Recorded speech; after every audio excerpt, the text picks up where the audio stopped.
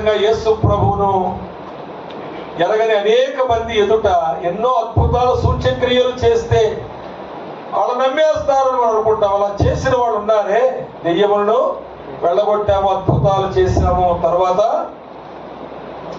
ప్రవచనాలు ప్రవచించాము అని అంటే మేము అలా చేసేస్తే చాలా మంది ఫాలోయర్స్ ఉంటారు మాకు అనుకున్నారు. కానీ ప్రభువు అంటున్నాడు, మీరెవరో నేను అంటే వీళ్ళకు ఫాలోయర్స్ వచ్చారు కానీ వీరు ప్రభువుకు ఫాలోయర్స్ కాదు, ప్రభువును వెంబడించే వాళ్ళు కాదు.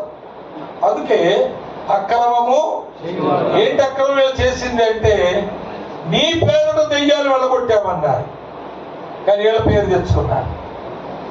నీ పేరును మేము అద్భుతాలు చేశామన్నారు, కానీ పేరు ఎవరికి వచ్చింది? వీరికి వచ్చింది పేరు. అది అక్రమం.